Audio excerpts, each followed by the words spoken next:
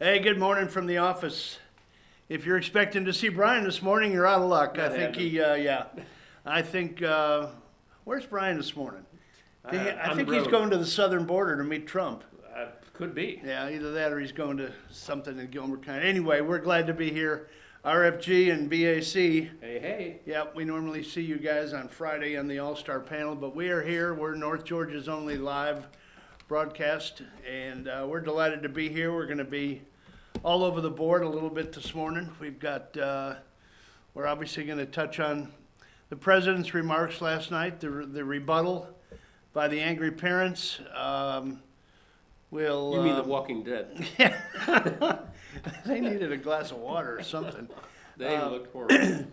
Anyway, we're going to, we'll cover a little sports, do a little international news, and just see where it follows. But like I said, we're delighted to be here this morning, and let's kick it off. Well, do we need to do all the Facebook, all that stuff? Oh yeah. We got to get back in the groove. Josh, you want to tell them how to get a hold of us here at Fetcher News? There we go. You can reach us by Twitter at Fetcher News. You can go to our YouTube page, FYNTV Fetcher News, or you can go to Instagram at FYNTV at Fetcher News. So, and the show number 706-889-9700. That's a 24/7 number. If you want to get into the show, if you want to talk to the producer of the show, Josh, we're glad you're here this morning to take care of our wayward ways. But anyway, On to the address. you got your pen ready to go. All right. Yes. Well, it was opened with breathless amazement about the gravitas. The gravitas.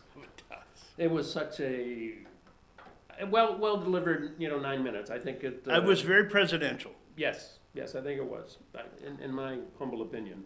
But again, a lot of the commentators are saying, this is Trump's first one, and typically these things aren't used necessarily for subjects like this, but I think it worked out well.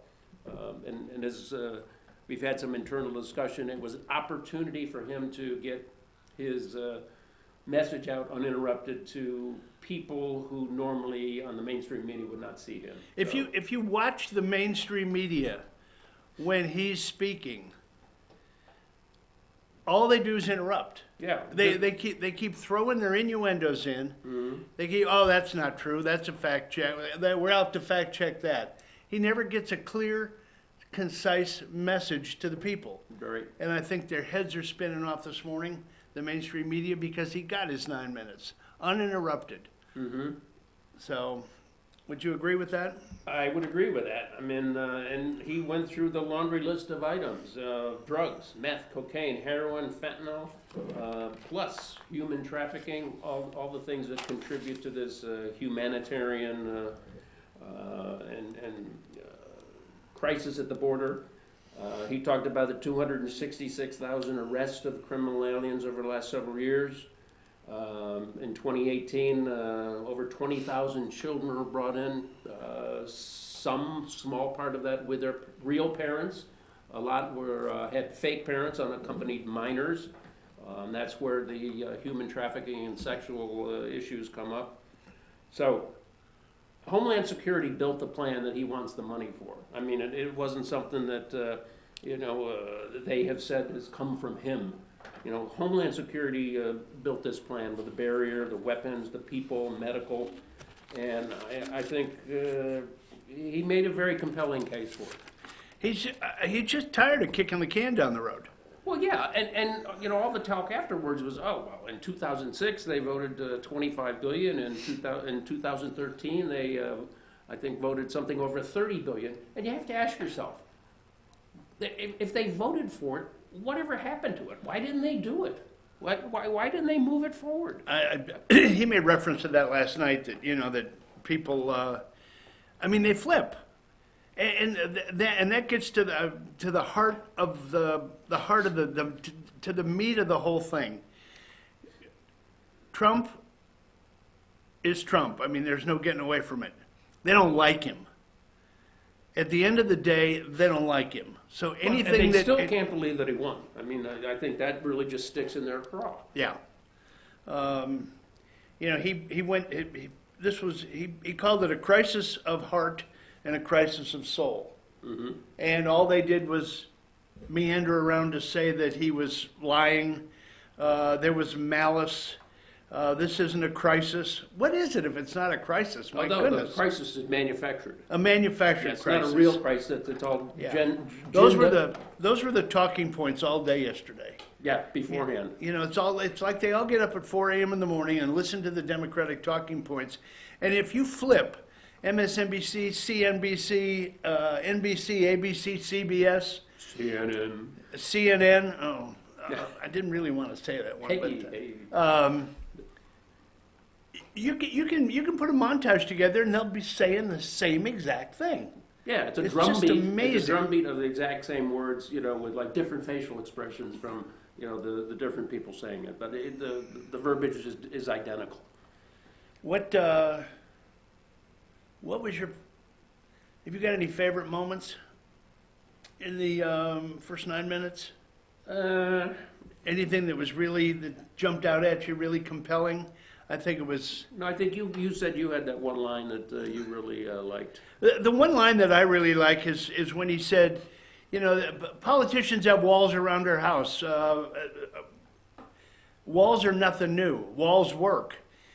The reason walls are put up is not to keep people out, but to protect the people inside that you love. And I thought that was really, really well said. Really well said, and it jumped right out at me anyway. In fact, you know, I wrote it down because it seemed to grab it right then and there. Yeah, I mean, we're talking about 320 million Americans that, you know, any president has to love. I mean, that's his first requirement of the office to, like, you know, ensure the safety and security of those 320 million Americans. And of course, that number does include some people who are here illegally. But let's say they're here and we love them, and let's protect the people that are here right now. You've heard Trump say a million times, well,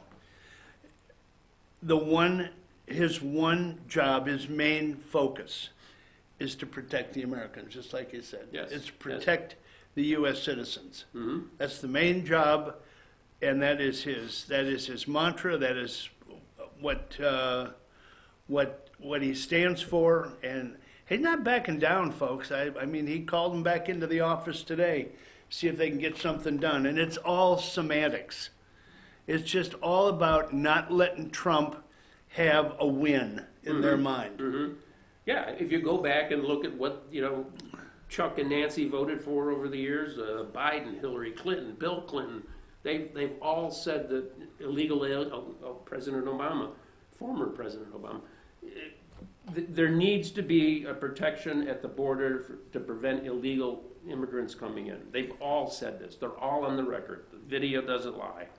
But when it comes to their opportunity to move this forward for the country, they start playing partisan politics. And as the president said, I mean, he had one line in there about, you know, this is a question of right and wrong, or justice and injustice. And you know, that's spot on. I mean, you can't get any plainer than that. And I think Americans are looking for, you know, sort of a bipartisan compromise approach on this. And I think Democrats are trying to separate the slowdown from this issue because they want comprehensive reform. That's what always comes up in these discussions. Oh, we have to do comprehensive immigration reform. He's already offered that once too. Well, he's offered DACA reform. He's offered all of that. Well, I mean, DACA is only one piece of it. I think there are other pieces in there, like temporary visas, expanding H-1B visas. What do you do with the people here already illegally? Do we send them to the back of the line? They can't agree on that or don't want to agree. But, I mean, and then it starts getting clogged up with all these issues.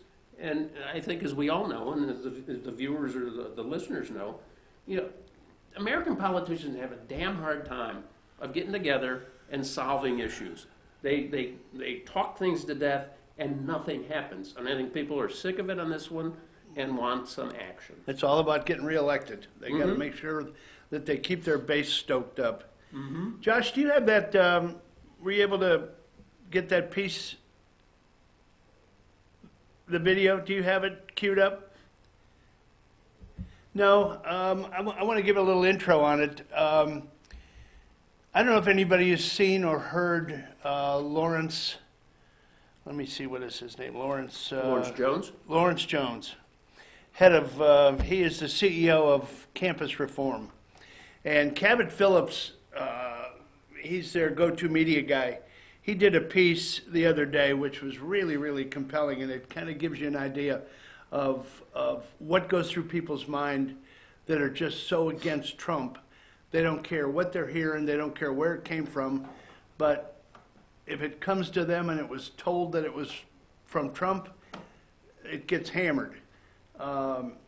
It's 3 minutes long, and it's really, really cool the way Cabot Phillips does this video, and it's a bunch of college kids on campus that are being read different statements about the wall, about immigration, and they are led to believe that it came from Donald Trump. So, Josh, roll that here, and we'll take a look at it on the monitor out here. Today we're at American University in Washington, D.C., talking to students about President Trump's proposed border wall. And we're going to be reading them a few quotes from President Trump in defense of his wall. But the thing is, they're not actually President Trump quotes. They're actually quotes from Democrat leaders defending stricter border security. What will students say when they find out?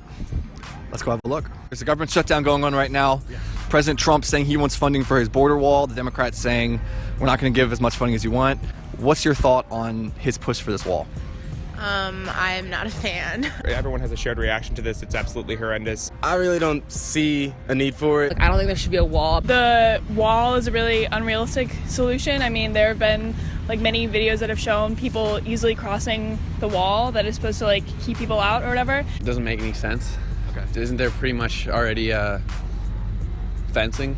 I'm going to read a few quotes here from President Trump talking about the need for the southern border wall.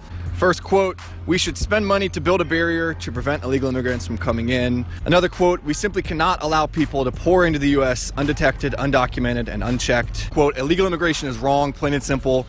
Until the American people are convinced we will stop future flows of illegal immigration, we'll make no progress. When you hear quotes like that, what's your reaction to them? It's divisive. I think America is a land of opportunity, place for inclusion.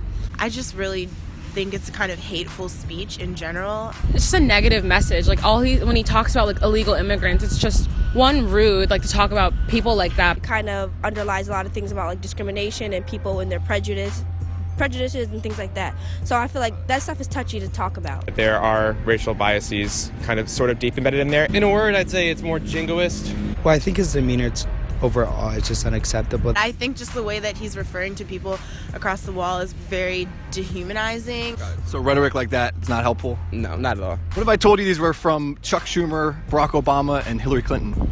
How about that? Really? Really? Oh, wow.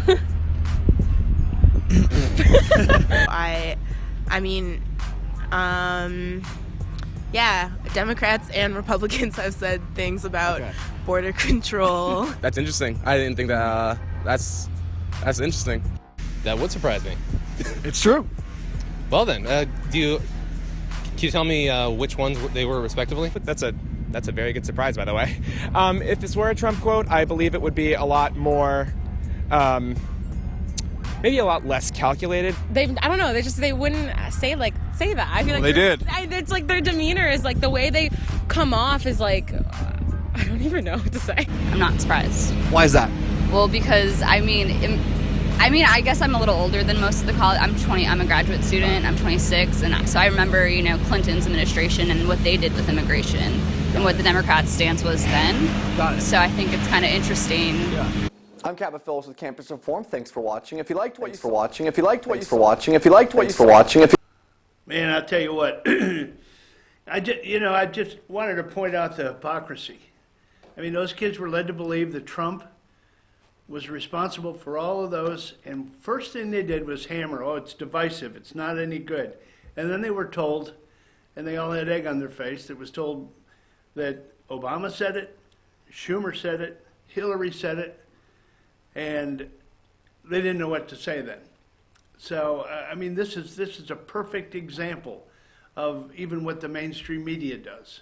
I know you couldn't hear it because you don't have an earpiece in, but Right. I could read lips. Yeah. It looked pretty sad. Yeah. But that sort of leads right into the response from Nancy and Sluggo last night. Yeah, let's talk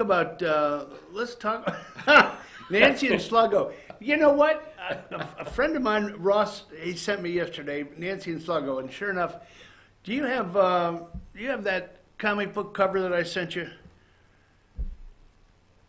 Nancy and Sluggo, the one, the first one with the name up there. Yeah, here you go, Nancy and Sluggo. This was a comic strip that came out when Nancy was born in 1933. Now, actually, it did come out in 1933. She probably isn't quite that old, but she sure seems like it. Anyway, and Sluggo was her buddy. She was a very precocious little 8-year-old, and it was featured in like 333 magazines or newspapers nationwide. And Sluggo was her friend from the wrong side of the tracks. Oh boy! But and that's the other one. The other one gets me too. That the second one, the two of them. This is what reminded this. I brought this one up coming out of the Jack in the Box, and it looked like the two of them in the podium last night. If you could have put flags behind it. Do you have that one, Josh? The other. Do you have two Nancy and Sluggo or just one? It's acting up. There you go. Well, those. Oh my gosh! Those are the two giving the response last night. Jacques in Le Box. Oh. So anyway, but you know, again, I mean, the response from Nancy and Chuck Sluggo was a fear-mongering, manufactured crisis. Chuck said this is another temper tantrum from the president. Nancy was going, paycheck withholding hurts innocent people, and the border problem is humanitarian. Well, you know, okay, it's humanitarian. Do something about it. But, you know, the mantra for the Democrats has been, oh, stop the government shutdown first, then we will address the border issue. Now, as it was brought up by President Trump, decades. This has been going on for decades. It's a classic kick the can down the road. Right. And I just think Americans are sick and tired of no action. They're just gumming this thing to death, and they never act. What do you think? Yeah, well, the problem that they've got this morning is that everybody on social media, and I'm looking at some of the stuff right now, they're all making fun of them. They didn't even listen to what they said. They're making fun of the way they look. They said they look like angry parents. I thought they looked like Walking Dead. Greg Gutfeld had a great response. He said it's like two octogenarians trying to sell you a reverse mortgage. I mean, I thought that was brilliant. Is he slamming Tom Selleck? Come on. Most of you have probably seen the picture, the take on the American Gothic painting, which was brilliant. It had their heads superimposed in that. Josh, if you could take Nancy and Sluggo down for a minute and put up the American Gothic picture. I mean, I think, oh, God, I think that is absolutely brilliant. Perfect. I think that sums it up pretty good. It really does. Just a couple other facts. Just going back to the address, not talked about much. Of the 2,200 miles of border, the southern border, 30% of it already has some type of barricade, typically around the major cities, which are ports of entry. And that tends to force the really bad people, the drug smugglers, the mules, if you will, out into the very remote areas. So I think some of the discussion about where new barriers go would be those types of places. Some places like around Texas with the Big Bend National Park. I mean, there's mountains there that are very difficult to get over, and you probably don't need any kind of fencing there. Maybe electronic aerial surveillance, something like that might work in places like that. But 30% is already done. I mean, so that's over 700 miles, and I think they just want to, expand that out, so they will force these people to come through the ports of entry, because going anywhere else will be dangerous for them. I mean, they're going to start losing people, and that, if you're a human trafficker, I mean, that sort of diminishes the enthusiasm of the people that are trying to get across the border. Right. The some of these shots that are trending on social media is just here's one that weighed in. Here's a TV tip for Schumer and Pelosi. When on a two-shot, which is the two of them, look at the person talking, not at the camera. It gives people the impression that it's a hostage tape. Why? That's what it looked like at times. It looked like they were begging for ransom money. It's almost like this boxing robot. Someone behind him, was like, Oh my. Anyway, well. Another little statistic I heard this morning: the Center of Immigration Studies done a pretty thorough analysis, and they said the cost to the U.S. Over an immigrant's lifetime. Now, again, I don't know how they determine what a lifetime of an immigrant is, but they said it's roughly $82,000. So, I mean, if you take the $82,000 times the 11 million reputed to be here illegally, and people think that number is probably on the downside, should be higher. If you run that out, just over that 11 million number, I mean, that's $900 billion that is going to come out of this economy to support immigrants. I mean, it's just unbelievable. But then another big number is the drugs. It was thrown out, I think, in the discussion last night or the presentation, $500 billion. The value of the drugs that come across. So, right. This the street value. $5 billion for the wall, $25 billion for everything. I mean, it's peanuts when you compare it to these other numbers. That's why it all comes back to the hypocrisy again. There's when you boil it down and you put all the facts on the table, there's absolutely no reason why the government's not open and why this thing is not under construction. Well, and they keep saying, well, we gave him 1.6 and he didn't even use that.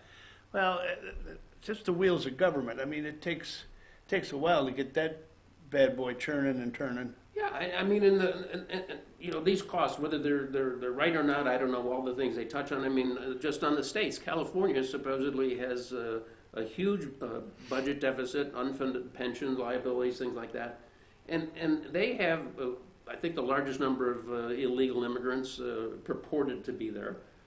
The cost of these people, education, the kids go into the public schools, medical, they show up at the hospitals, they get free care. And I think to a lot of working Americans, that really sticks in their craw because they're going, hey, I'm working, I'm paying taxes, I'm doing things by the book. And these people just, come across the border and take advantage of all the freebies in the system. I mean, and it's just wrong. Those are the people that voted for Trump. I mean, we are a giving country, and there's no question about that. But we also have to abide by the rule of law. And if you don't like the way the law currently reads, change it. But just don't say we don't have to. You cannot pick and choose which laws you want to support. But they never change it. I mean, there's such a divergence of opinion on what should be changed and how it should be done. Yeah. That decades. Right. They have been gumming this to death for decades. Gumming it to death. That's great. Speaking of gumming it to death, we probably ought to put that picture in. Oh, anyway. Enough about them. Anyway, we'll see what happens today with they're having a meeting this afternoon, right, at the White House? Yeah, I think he's invited them back to the White House, see if anything gets done, see if they can maybe come up with a word that they can all agree on.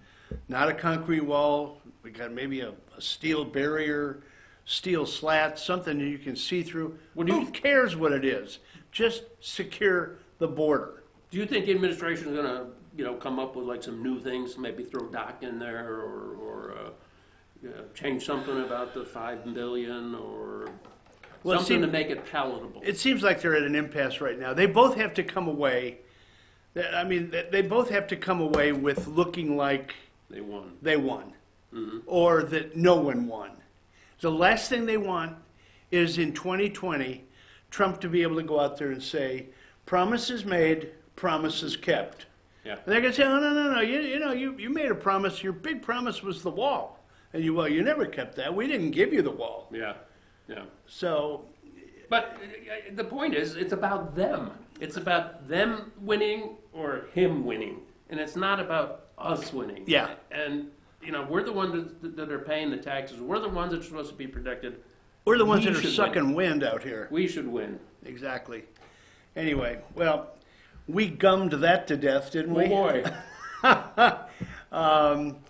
Josh, it's probably a good time to recognize some of our valued sponsors, and why don't we just take a quick break here? We'll come back and we'll touch on sports a little bit of a lighter note, and then maybe in the second hour we go international. Let's go international. Yeah, we'll Talk just a do, little trade. some- We got some breaking news also we need to cover. Rosenstein stepping down on his own. Maybe he got the memo. I think he got the memo. Maybe he got the memo. Maybe he's a little bit nervous about his next boss coming in. Barr. We'll see. There's a lot of rumor about that. We've got a bunch more stuff though that we can have some fun with. Anyway, Josh, take us to break, okay, bub?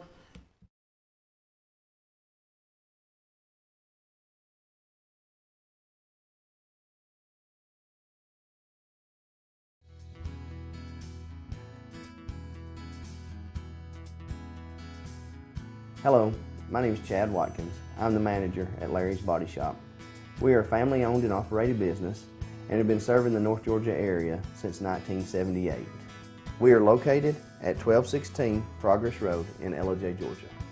Our shop specializes in collision repair and we work with all major insurance companies. Larry's Body Shop is ICAR Gold, the highest role of training recognized by the collision repair industry. It is estimated that only 10% of collision shops meet these standards. Our shop consists of state-of-the-art equipment such as laser measurement system, down-drive spray booth, spot and MIG welding equipment.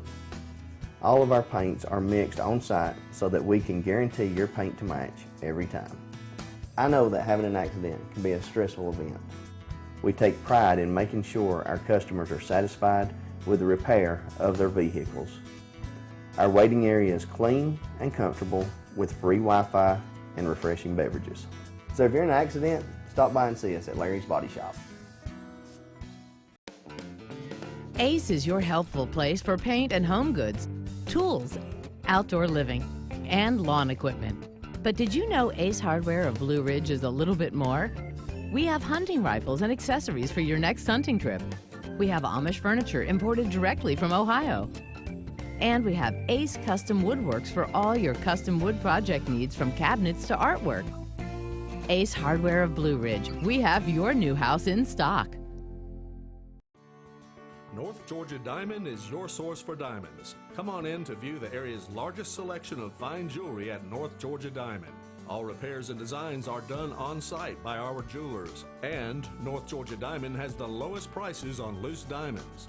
You can also sell your gold, silver, and coins at North Georgia Diamond between Walmart and Lowe's in East LJ.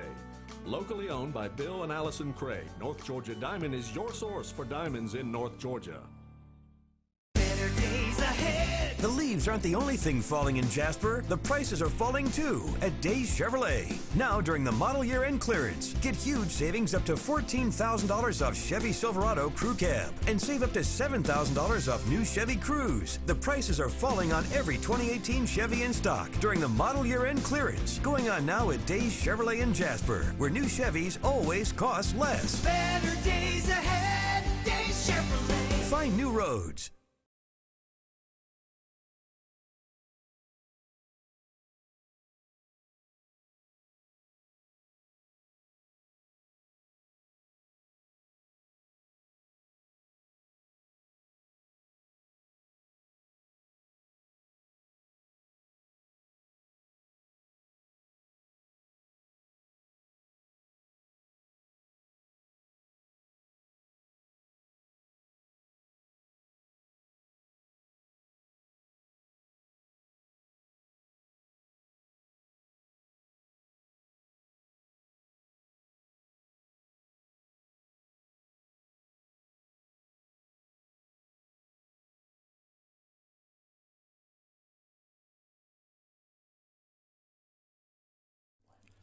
In 1981, Reed Nicholson began selling tires out of an old barn in Mineral Bluff. Little did he know that he had just laid the groundwork for the most trusted names in automotive services in the Blue Ridge area. In 1997, Nicholson Tire Center became what it is today, holding the same values of faith, family, and great customer service.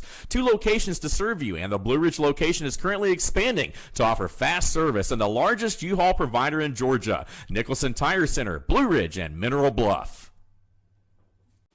Hi, I'm Rhonda the Mattress Lady, and this is my husband Gary, owners of Mattress Overstocked in LJ next to Walmart. And we want to earn your business. From the time you walk in our door to the time we deliver your new mattress to your door, you will see the difference. Our selection and prices are the best in North Georgia, and customer service is our top priority. So y'all come on in and let us help you find the right mattress at the right price. That's Mattress Overstocked in LJ next to Walmart. Circuit World, with multiple locations to serve you in Murphy and Franklin, North Carolina, Blairsville, Blue Ridge, and Ellijay, Georgia. Locally owned and operated since 1985. Appliances, electronics, and furniture. Name brand products like LG, Samsung, Dell, Whirlpool, Ashley, Catnapper, and more. No credit check, only 10% down on furniture, and only $10 down on any new lease purchase. Mention FYN10 for your special deal today at Circuit World. Do you feel like healthcare has become too impersonal? 3 times an hour, I'll get you in, I'll get you out. At Lifetime Medical Center, you're more than a number. We get to know you, not just your medical issues. Dr. Alana Kent is board certified in family practice and offers same-day appointments. She and her staff treat conditions from minor to chronic issues. Lifetime Medical Center, convenient to Jasper and Blue Ridge. This may sting a little. At Pizza Hut, we're more than just $5 medium one-topping pizzas. Whoa, wait, medium pizzas? For $5? And all these sides, only $5? I'm speechless. The new $5 lineup, because no one out-pizzas the Hut.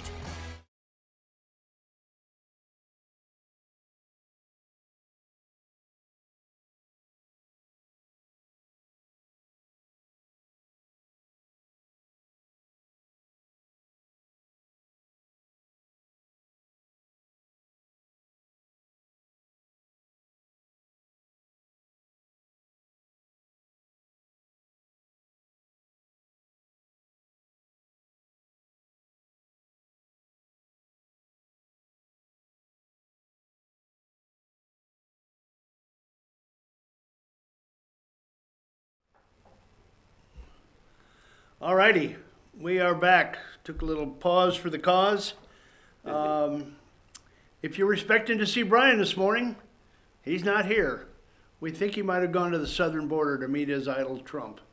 Anyway, but he'll be back tomorrow. He's got some things that he's going to touch on, including a letter that was sent to the Honorable John W. Huber. Yeah, John Huber. It was U.S. sent, Attorney.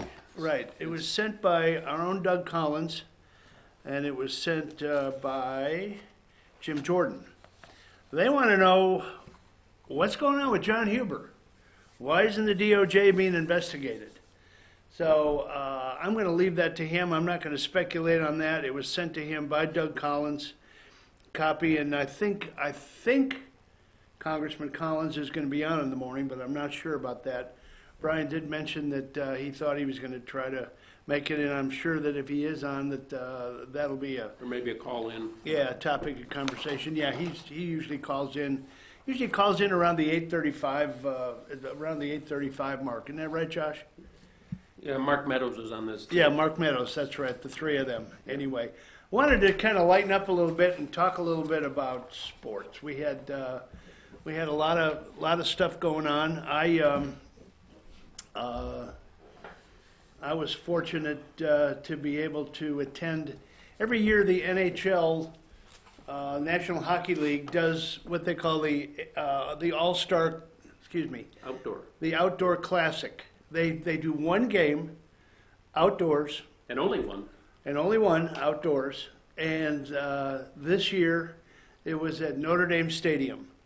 And it's always on New Year's Day. It's always at 1 o'clock in the afternoon. I think they've only lost one game due to weather, and that was because it was pouring rain one year. I can't remember which year that was. I think it started in 2006, something like that.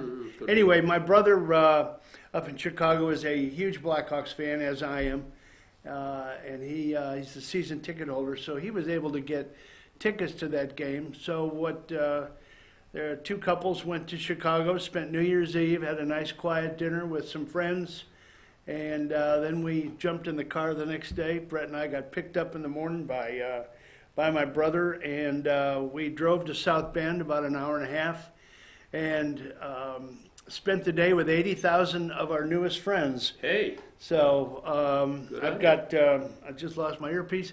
Anyway, I've got a picture of the stadium, and it's really, really unbelievable. I mean, it's a happening. Josh, if you put that hockey one up, there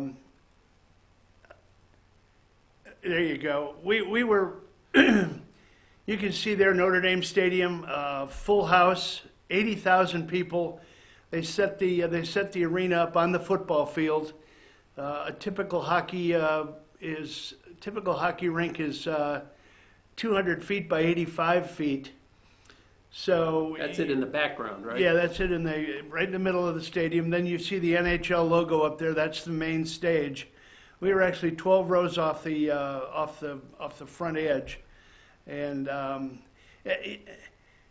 I don't want to say it's not about just the hockey game, because it's about the experience. Mm-hmm. And we it was cold. It was 35 degrees, so everybody's bundled up, and you're sitting in these chairs. Put hockey 2 up, if you will, Josh.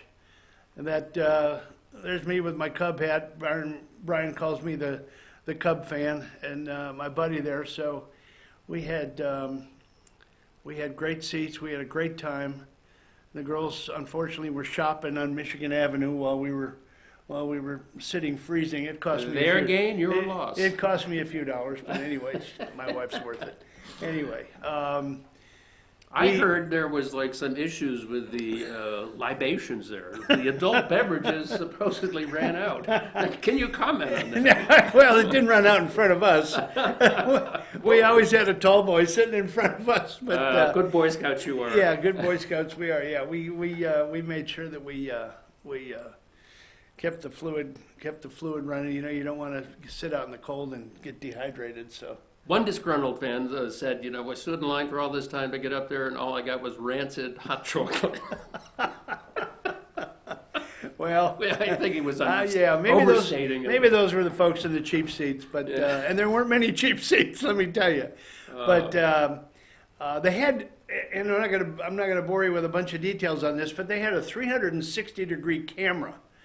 And you can take that down, Brett. My buddy Brett made a really funny comment. He said, we've got a lot of conspiracy theories that we bounce back and forth, but they have this 360-degree camera, and they sent everybody a link that attended the game.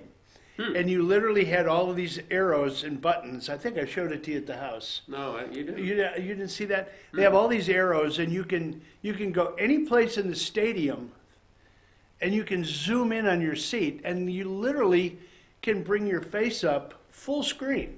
Wow. And it's clear as a bell. Your face. I mean, not yeah. Wow. Yeah, it's just amazing what they're trying to get everybody to do is trying to get everybody to dot themselves and show how many people have viewed this thing. It's probably just a way to collect data. But I was going to say, it goes right to Google and the CIA. That's right. Bad move. Anyway, the funniest comment that I heard about that was from Brett, though, and he said, you can be sitting with 80,000 people at a stadium, 80,000 people in this stadium. They can take a picture that you can count your nose hairs literally, but they can't get anybody to take a picture of that flag that's supposed to be sitting on the moon. Here we anyway, go. You don't have to read anything. You don't have to read anything into the fact that maybe that we didn't flag go. is whipping in the wind. That's right. Anyway, we said we were going to touch on sports a little bit. What is if you're rooting for a team, football team, and you know that you had to lose? Would you rather get blown out, or would you rather just lose it in the last second? Blown out. Blown out? Yeah. Well, Alabama got blown out, folks. They got blown out 44-16 in the National Collegiate Championship game. Coming in favored as they were. Nick Saban's worst loss as the Crimson Tide coach. Man, he got his fanny handed to him, folks. And you know what's interesting is that social media kept swirling out there, and I got to tell you, love him or hate him, I'm a Notre Dame fan. So I mean, and they got beat 30-3 by Clemson, and everybody on social media was saying they shouldn't be there. You can't have a team with only 13 games and not play in a conference. And say what you want, folks, but if that's your theory, Alabama shouldn't have been there. Oklahoma shouldn't have been there. Why have it at all? Why have it at all? Yeah, anyway. I agree with you. I'd rather get blown out if I'm going to lose. Yeah. Unlike the Bears the other day, folks. Oh, jeez. Unlike the Bears the other day. Poor guy. Who were in a defensive struggle in the first playoff game against the defending Super Bowl champs. Yeah, Philadelphia Philadelphia Eagles. I really don't like Eagles fans, but be that as it may. They're the ones that boo Santa Claus, right? Where hockey fans are even tougher. Anyway, defensive struggle the whole game. Bears are down a point, one measly point. They bring it down the field, 3 seconds left. They bring in Corey Parkey, the place kicker, the field goal kicker. Kicks it, boom, right through. Bears win? Nope, Bears didn't win. The Eagles coach called a timeout. Timeout. As his foot was swinging toward the football. Got it right in the umpire's ear. Right in the umpire's ear, he said, timeout. So what do? Ice the kicker. They freeze him, they ice him, call it what you want. And what does he do? He gets the ball tipped at the line and he hits the post. Double doink. Yeah. So hit the upright and the crossbar before it bouncing back onto the field of play. We lose by 1. After we had the game won, I guess you could say that. Maybe you can't say that. They really didn't win the game. They did enough to win the game. They did enough to win the game. But the coach was smart enough to call a timeout. And someone sent me a picture of the place kicker's car as he was leaving the stadium at Soldier Field. Do you have that picture? There he is. Oh, That was Corey Parkey's car. He hit the post on that one too, folks. Oh, well, I don't know about that, but anyway, he did take a lot of grief. I mean, he was booed walking off the field. He had a lot of social media stuff dumped on him, and you know, again, I mean, I'm not a field goal kicker. I suppose a lot of stress and everything between them, the holder, the game, and the wins, and everything goes into them successfully kicking field goals. Who's the beer company? The beer company is Goose Island. Goose Island. They're a Chicago brewery. They're a brewery. They're kind of a boutique brewery. Yeah, whatever they call them, the specialty mini breweries. Yeah. I mean, craft beer. They came. Yeah, there you go. They came up with a promotion, right? What was the deal? They felt sorry for this guy who's taking so much grief. So they said, okay, all you fans who think you can do it, we're going to set up a field goal outside our main tasting room, and we'll put the ball down, and they're going to be 43 yards away, and kick away, and if anybody can kick a field goal through this thing set up at the brewery, free beer for a year. So you got to drink You've got to drink 6 beers first before you can attempt the kick, and then. I don't know about that. They probably want you to have a few beers before you try it. But, again, a nice show of support for a kid who's going through some self-evaluation and probably a lot of stress. It's nice. Anyway, my Bears took it on the nose, but it is what it is. 2019 predictions are already out, and they say it's the way too early top 20. But I'll. This is for college. Give you college football. I'll give you the top teams, just the top 10. Clemson Tigers #1, and who would you expect #2? Alabama Crimson Tide. Georgia Bulldogs #3. Ohio State Buckeyes #4 with a new coach. Yeah. My Notre Dame Fighting Irish, number 5. They will be back, folks. They will be back. Oklahoma foot. Sooners, number 6. Number 7, there's Debbie's Florida Gators at number 7. Anyway, we've got Texas Longhorns, number 8. Texas A&M Aggies, number 9. Hey, I lived through a 7 overtime game with them and LSU. Yeah. Let me tell you, the Texas Longhorns are back. They look very much improved. I saw them earlier in the year, and then the bowl game against Georgia. They looked a whole lot more dialed in. Yeah. So they're going to be. They had something to prove in that game against Georgia, and Georgia never showed up. Yeah. I think Kirby's still got a bit of an issue motivating those kids to play a full game. And number 10, your beloved LSU. LS who? LS Tigers. Go LSU Tigers. Anyway, so Michigan weighs in at number 11, but I won't go through the rest. Then we get out to the West Coast where they don't even play football. Do they? Ooh, yeah, they play football. Of a sorts. All right. Let's see. What else do you want to finish up this segment with? Sports-wise. Anything else out there? I'm trying to think. We're coming into the basketball, of course, my it goodness. started, but Yeah. I'm not really that big on NBA basketball. Don't you think they ought to? Maybe I shouldn't go there. Don't you think they ought to? If they're going to play, I'm going to go there anyway. Do you enjoy basketball? I like college better, just for the. I like it in the playoffs. Mm-hmm. When they have the March Madness field of 64 or whatever it is. Yeah. I just have never been able to get into professional basketball. Even when the Bulls, we're from Chicago, and the Bulls were very, very good for quite a while. It was fun to watch the playoffs and Michael Jordan and that whole cast of characters. I still think they ought to start the game, give each team 100 points, and play 5 minutes. You could.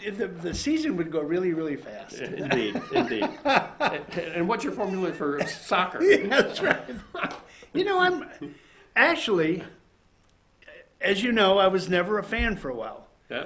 But I have grown to like it after watching some World Cups, after going and visiting your son and watched him play college soccer. It was. My wife understands the game much better than I do. I'm starting to understand the game, the nuances, and I still don't understand how they go through those theatrics when they go down. Man, I'm telling you, those guys should be actors. They are. Anyway, it's not a bad game to watch. Right. Right. Yeah, you've got to really appreciate the skill level that these top players in Atlanta. Winning the overall. Yeah, the MLS Cup this year. The MLS Atlanta Cup. United. Atlanta United. Congrats to them. That was a big feather in their cap. They've got a huge fan base. Well, yeah, and in their second year. Yeah. I mean, second year of being a team. So. I mean, they sell the place out. They do a good job down there, and I was surprised to see the number of people. I mean, on any given day when they're playing, you can drive down the highway in the Atlanta area and see people wearing those jerseys, and they're on their way to the game. Yeah. So, and unfortunately, the coach that took them to the Cup this year he's gone, right? Yeah, he's going to coach the Mexican national team. Oh, wow. So you'll probably see him in the next World Cup round. And so I know what they're going to do with the coach, and I know a couple of their top players are possibly going to be going to international leagues overseas. So that's a step up? That's a step up, yeah. That's a big step up. Okay. So. And we've got the World Cup coming here when? In 2026? I think it's 2026, yeah. Yeah. Which I'm sure Atlanta probably will get, some of the games. I don't know where the semi and finals, they're always sort of a political thing, so we'll see where that goes. Yeah. So, anyway, well, I guess we've gummed up sports enough. Yeah. I don't know if we want to go another short break now, or. Yeah, let's take a break, Josh, and we'll come back, and we're going to we'll touch on maybe the Supreme Court a little bit. We'll see what Aunt Ruthie's doing these days. First time she's missed the oral arguments since she was on the appointed to the court in 93, or voted onto the court in 1993. We'll touch on Rosenstein a little bit, his all of a sudden resignation 2 days after the letter comes out from Collins, and and Jim Jordan and Mark Meadows, that wondering why the DOJ is not investigated and where's John Huber. That's a little telling in and of itself. Indeed. And then we can jump over and talk about some of the trade talks that are underway. Yep. Talk about Kim Jong-un, who's back over there meeting with his 4th trip to China. Yeah, Chinese. Did he take the slow train this time? I don't know what he took. Maybe he took the boat. Slow boat to China. Slow boat to China. Anyway, that's a good way to take a break. We'll take a slow boat to China out of here, and we'll be back after these messages. Take us to break, Josh.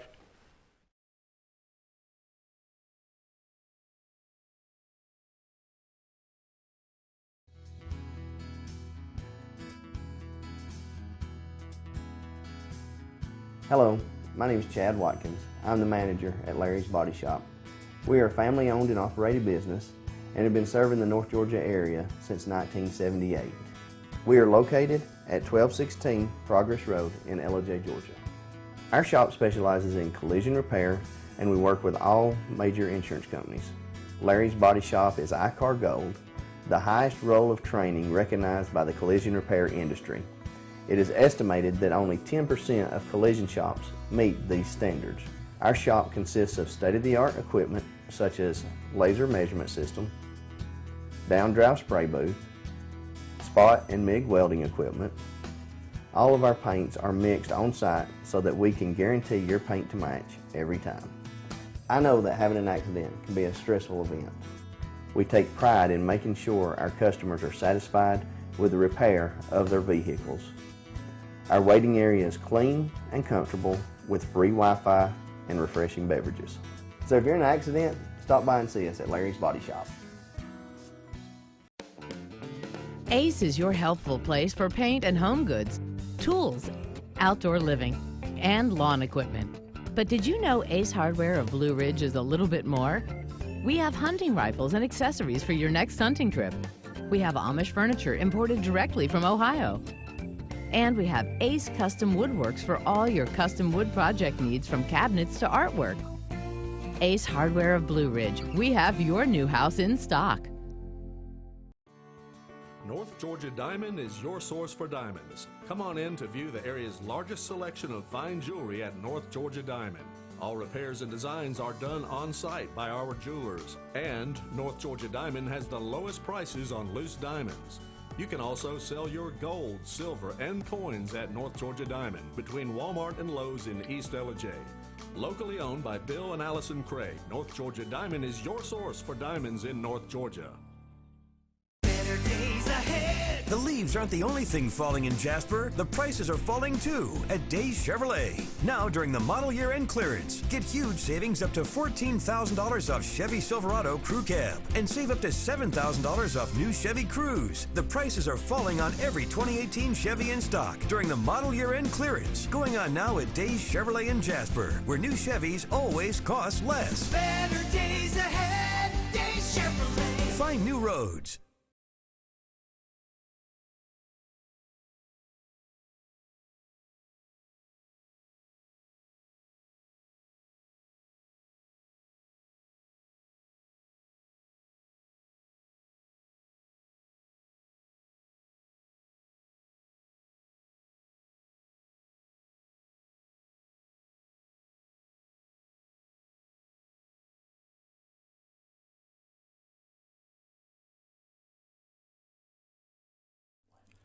In 1981, Reed Nicholson began selling tires out of an old barn in Mineral Bluff. Little did he know that he had just laid the groundwork for the most trusted names in automotive services in the Blue Ridge area. In 1997, Nicholson Tire Center became what it is today, holding the same values of faith, family, and great customer service. 2 locations to serve you, and the Blue Ridge location is currently expanding to offer fast service and the largest U-Haul provider in Georgia. Nicholson Tire Center, Blue Ridge, and Mineral Bluff.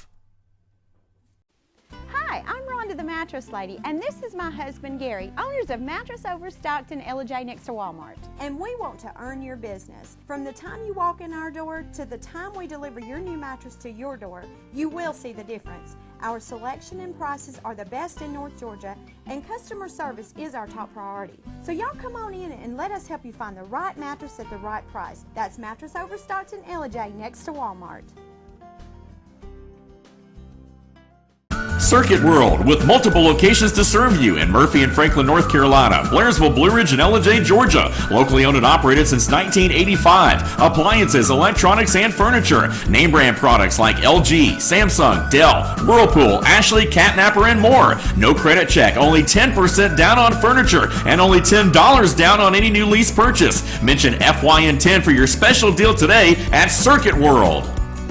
Do you feel like healthcare has become too impersonal? 3 times an hour, I'll get you in, I'll get you out.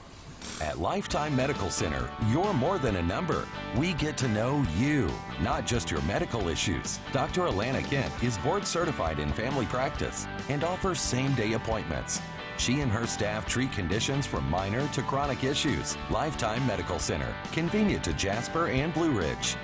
This may sting a little.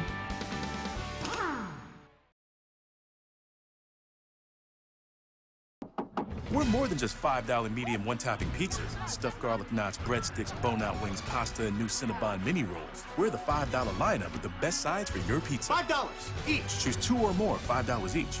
No one out-pizzas the Hut.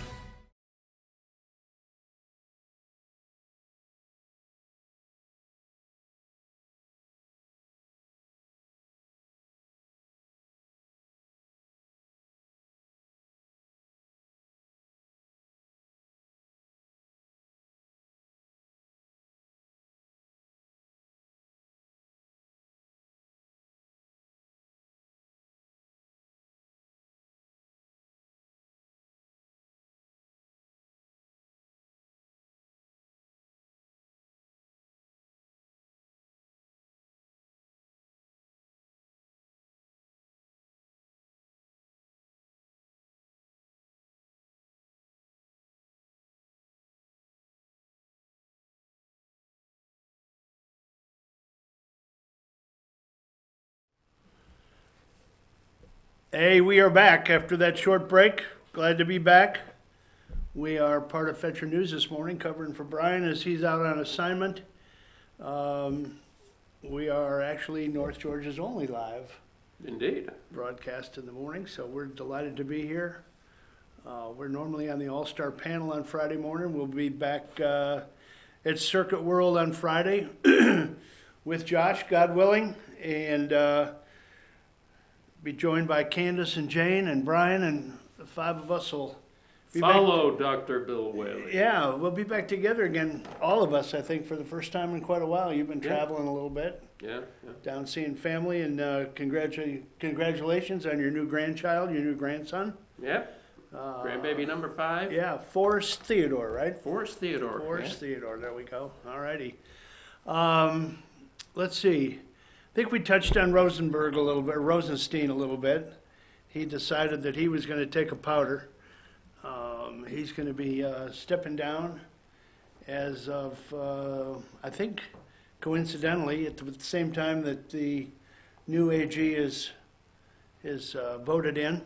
Did we know when that is, or is that I don't know when they come up for vote. When he goes in front of the committee to get hammered again. So I'm sure. There's a big deal about his comments that he thought possibly there was Rosenstein should have recused himself, and there's conflict there, and so they're trying to make, the Dems are trying to make the leap that he should also recuse himself from the Mueller investigation because he made those comments. It's all about recusal these days. I mean, you can't have a thought or opinion or write anything and then be allowed to adjudicate it later in your life in a higher or different role. It's it's just odd to me that you know there's so many parameters they put on these nominees for you know department heads or high-ranking roles in the government. Who's the judge that's on? He's a constitutional expert, I think. Is it Hurley? He's on Fox. Turley, Jonathan Turley. Jonathan Turley. He was on this morning saying that Barr is the perfect guy.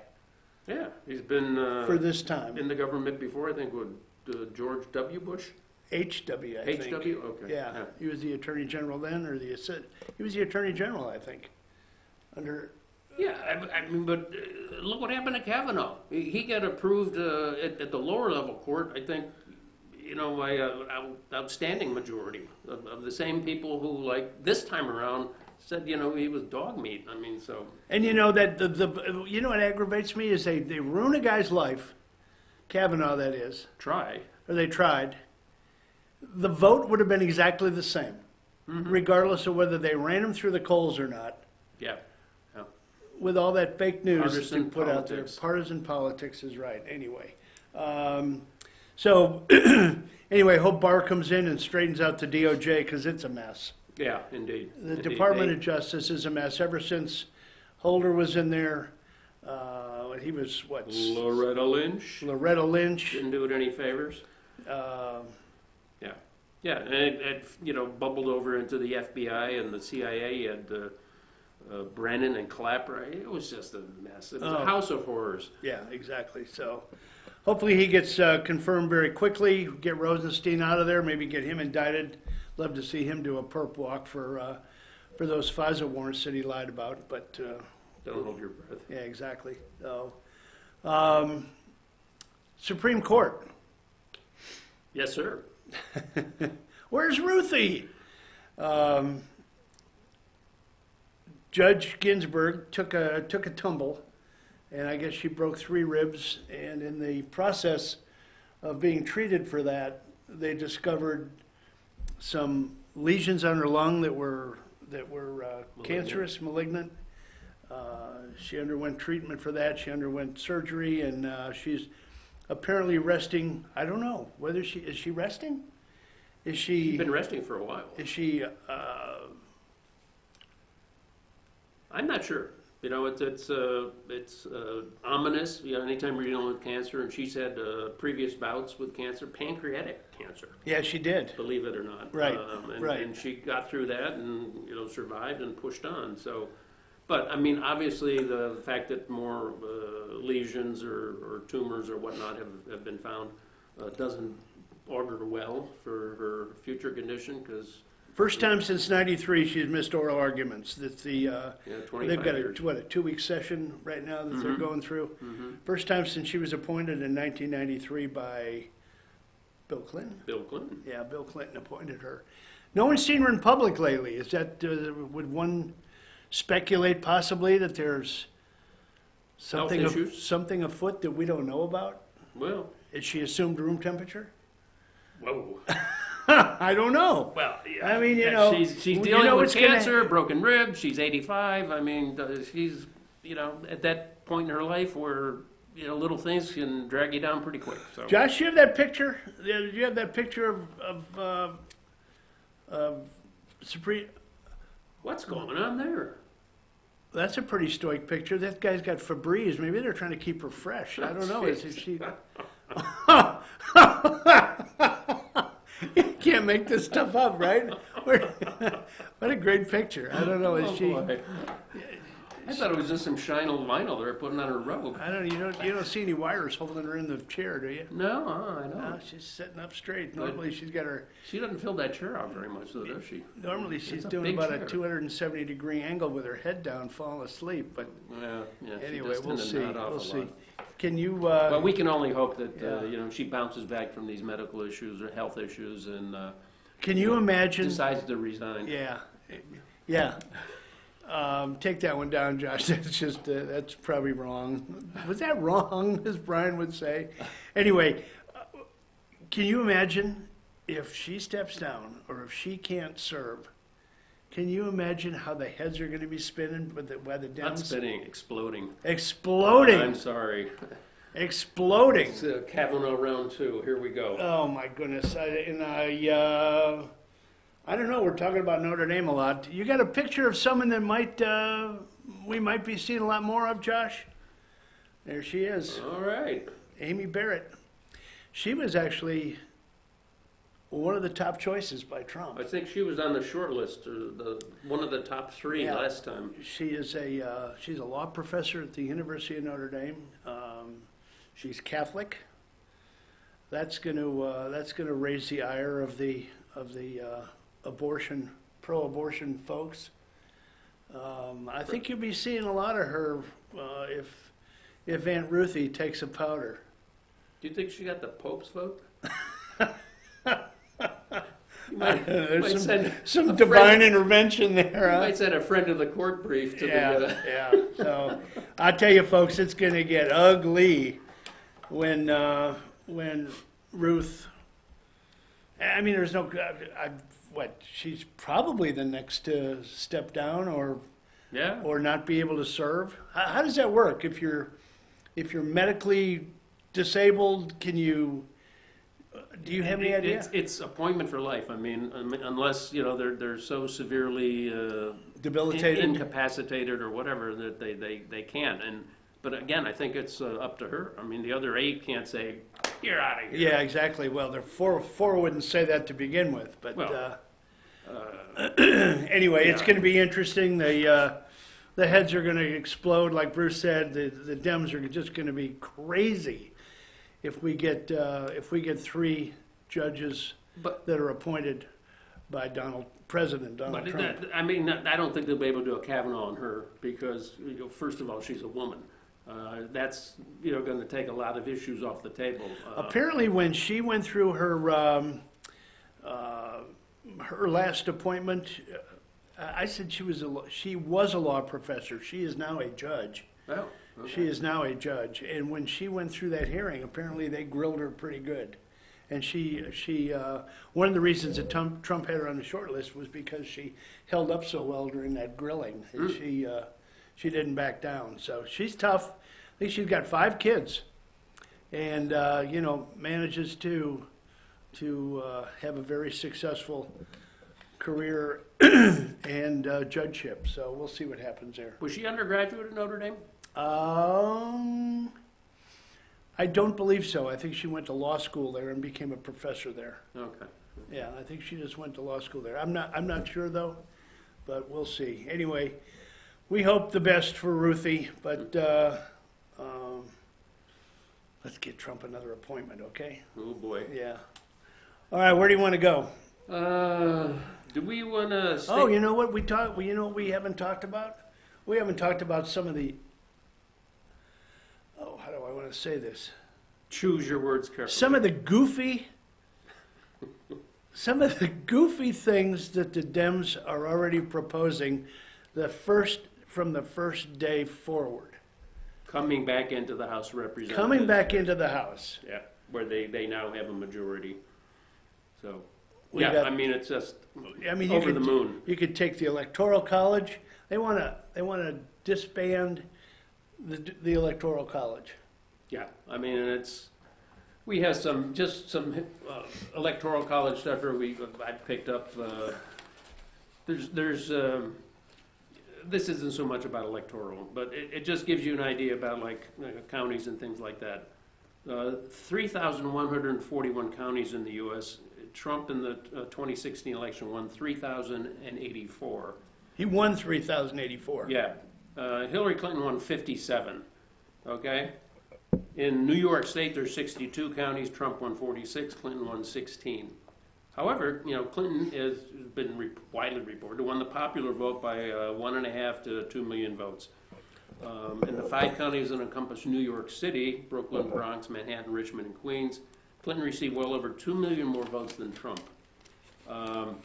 Therefore, the 5 counties along New York City more than accounted for Clinton winning the popular vote of the entire country. So, another interesting statistic, it's more getting to the Electoral College thing, is that Los Angeles County, which encompasses greater LA, has a total population of 10.16 million people. And there's this map that's been put up by the Daily Caller that shows a majority of states in the U.S. have less people than Los Angeles County. And there's a few exceptions in here, but I mean, we're talking Washington, Oregon, Idaho, Montana, Wyoming, New Mexico, Kentucky, South Carolina, Tennessee, Arkansas, Missouri, Kansas, Iowa, Colorado, virtually the whole of the country. I mean, the exceptions, states that have higher populations than LA County, California, Texas, Florida, Illinois, Ohio, Pennsylvania, New York. So if some of these proposals for the Electoral College are put through, a place like LA County could have more electoral votes than any of these states. That's just... And that runs counter to why there's an Electoral College in the first place. Yeah, exactly. Once again, just another rip at the Constitution and the Founding Fathers. They designed the Electoral College specifically for that purpose. Yeah, so that there would be, some sort of equality for the less populated states versus the highly concentrated urban areas. Which takes us to the Wonder Twins, Gavin Newsom. Gavin Newsom. And Mayor de Blasio. Yeah. What are they proposing, Bruce? They're proposing guaranteed health care for anybody that needs health care. Here we go again. In California, particularly, I'm not sure about New York City, but in California, undocumented people, they're in. How are they going to afford that? God only knows. I mean, it's both those states, that state and that city, I mean, have pension funding liability issues. They're fighting with the in LA. They're fighting with the education department, right? With the city schools, there's not enough. The teachers are moaning because there's not enough teachers. The classrooms are too big. Class sizes are too big, rather. Mm-hmm.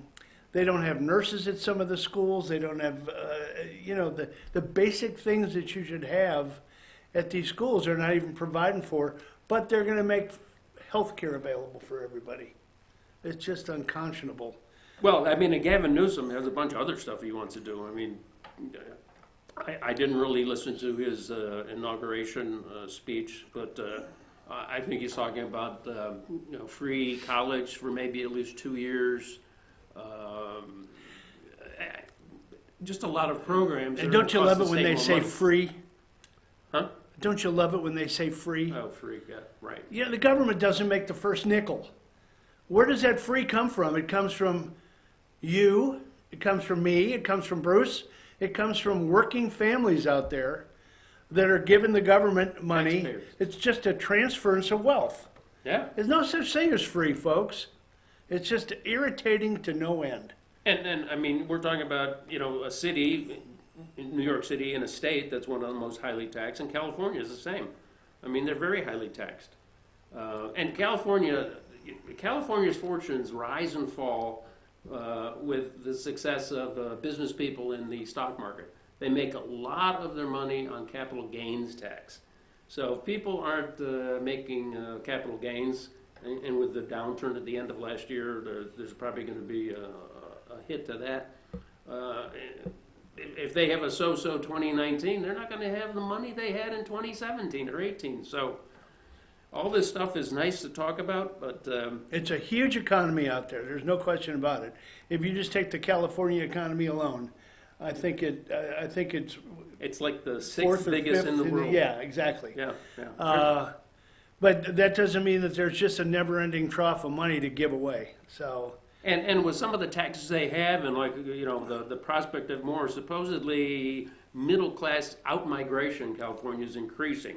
So the people that are paying, the bill are leaving, and the people that are staying and enjoying these benefits are the ones who aren't contributing. Three top states in the country where people are leaving: New York, Illinois, California. In Illinois, they're the leader on percentage increase year to year. California beats them on total number of heads crossing the border, but Illinois has been the leader on a percentage basis the last 5 years. They're all well over 100,000 people that have left. Yeah. Folks, don't come down here. Really, don't. It's not good. It's not good. You don't want to live in the South unless you leave your liberal views at home, okay? Leave your liberal views at home. We'd love to have you. But just don't bring that stuff down here and make us a purple state. We don't need it. We're fine. We're happy. We're happy being a red state, okay? We're happy anyway. But that's exactly what's happening. Parts of Texas, Austin, that area is going purple. Parts in Florida is going purple. It's sad to behold. But Well, I mean, it's a double-edged sword with the governors out there doing their job, bringing industry, expanding jobs. Mm-hmm. So what do? They go up north, lure a company down there with tax benefits. Mm-hmm. Amazon to as one. You know, they give them all the freebies, and they bring all of their folks in, and well, of course, Amazon's going to Virginia, which is, sort of almost purple already in certain areas. It is purple. But Texas is a perfect example, though. Georgia is a perfect example. I mean, the governor did a great job of bringing industry here, but what does it do? And you see that Senator Perdue is now on the hot seat. He's one of the ones that's going to have that they predict is going to have trouble holding his Senate seat. I wouldn't be surprised if and Brian has said it on our show 100 times that the one that ran for governor, Stacey Adams? Stacey Adams. She's going for the senator seat now? I believe you're going to see her next run is going after Perdue's seat. He's 2020? Yeah, I believe he is, yeah. Anyway. What about Ocasio? She's got a few plans in the works too, right? Her Green Deal. What is it? AOC? What do they call her? AOC? AOC. Yeah, AOC. Yeah, Alexandria Ocasio-Cortez.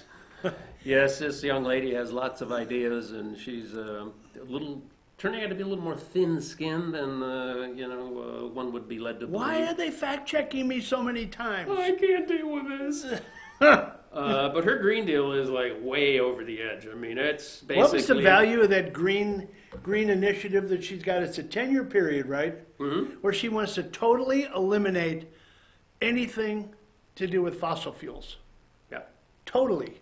That means internal combustion cars, internal combustion diesels, trucks, power plants, anything that's even run with natural gas. Coal, gasoline, diesel fuel. Yeah, refineries, they'd be, obviously if there's no cars, no need for refineries. So this is pie in the sky stuff, folks. I mean... What was the projected cost of that?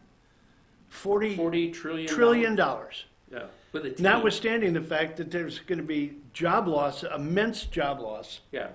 And she says all the green stuff, which, power would now be wind and solar. Good luck with that. Wind and solar now, contributes a very small percentage of the power to the U.S. And you got to remember that every plant that comes into the grid that is for profit, if you will, with wind and solar, has to be backed up by a fossil fuel plant. Because it's going to fail. Well, wind isn't always blowing and the sun ain't always shining. So what do you do then? I don't think people are going to live with rolling brownouts very comfortably. I mean, this country is just not used to that. So very, very idealistic, pie in the sky kind of thing. It ain't going to happen. And there's so many of these progressives that have taken office that just... I mean, you've got the... Well, she's like the shooting star of the moment for the progressive wing of the Democratic Party. She's young. She's, got a lot of ideas, attractive, took down this, 20-year veteran in this district in the Bronx, I believe she is. So, nice to have young, fresh, ideas come into the party, but I think she will get chastened by the process and schooled on some of the realities of the stuff she's talking about. And just, she's not going to win much, I think, the first 2 years. But, well, Nancy gets a hold of her. Yeah. Well, they've already butted heads on some things. Some about the rules of order and something. They had a fight already. So. You gave me we were together last night and chatting about, show prep and things like that. And we were talking about the progressive group that has come in. And the woman from Michigan. Detroit, Rashida Tlaib. I'm not sure on her last Tlaib. I don't know how to pronounce that. Anyway, you gave me an interesting stat about 85 grand. George Soros. Oh, yes. She forgot to put on her financial disclosure form. What a concept! It's all new, I guess they only have to put it out after they win. I don't know if they have to put it out as a candidate, but she got $85,000 from the Soros organization for some study or consulting in 2017, and just forgot to put it on the financial information disclosure form.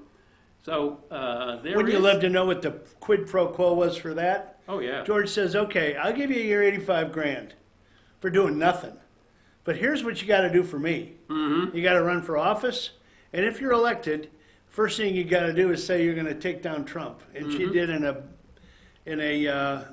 expletive deleted way. Yeah, very profane. Very profane. She just.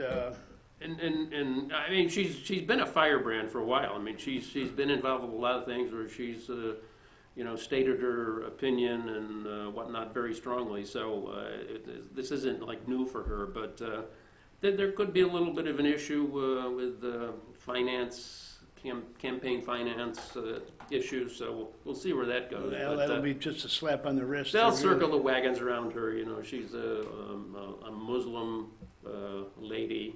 And so I think she's going to get a lot of coverage from the mainstream Democratic Party. But yeah, I mean, that's indicative of the new, sort of upswell of leftists and progressives and people who really have like some odd ideas in the Democrat Party. I think we didn't have to come to some kind of an agreement with that progressive wing that didn't want Nancy.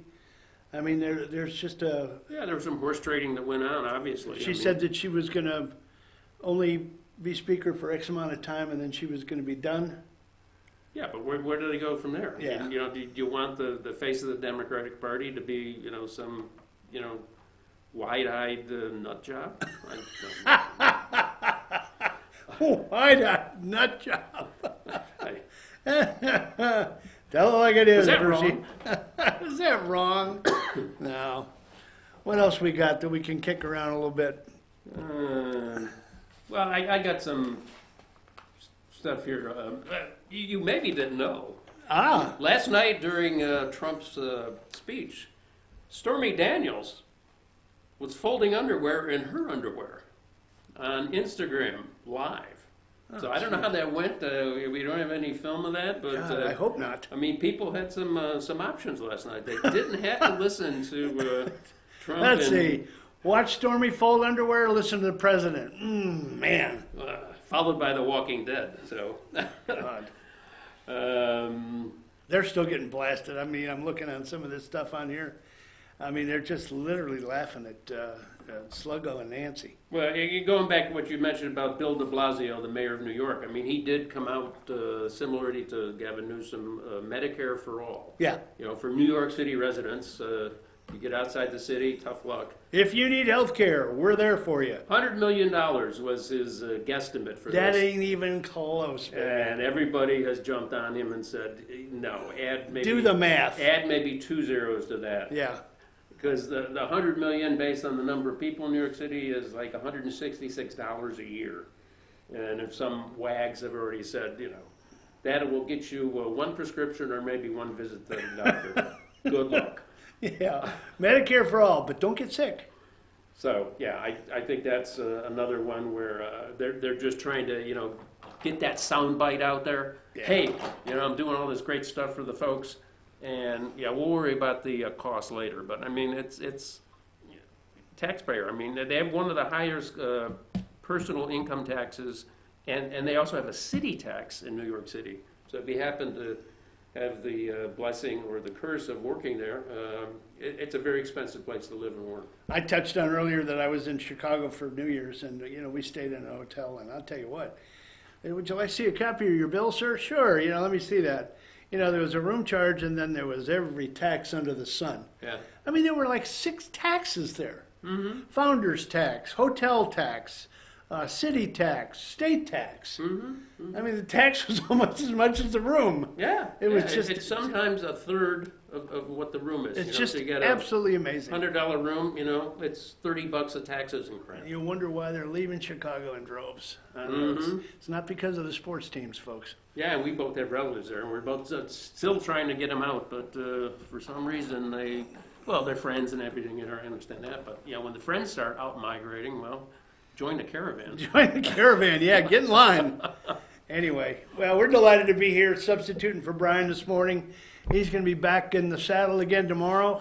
He'll be, I'm sure he'll be fresh on Doug Collins' trail to dig into more of this DOJ stuff. He can report on where why he played hooky today. He can tell you a little bit about that, I'm sure. I think it's got some local flavor to it. Anyway, but we're delighted to be here. We're looking forward to Friday at Circuit World. And Doc Whaley, and we'll get the gang together again. We'll do the Pet of the Week for the Humane Society of Blue Ridge that we all enjoy. So we look forward to that. But in the meantime, let's take a pause, Josh. Give some of our sponsors some credit. They are our lifeblood, folks. So please take a look at the sponsor list every once in a while. Buy local, support local. There's a lot of really, really good folks that take care of FYN TV, and that's why we're here. And provide goods and services to you all. Yes, to you all. So take us to break, Josh. We'll come back in the last half hour and go international for you.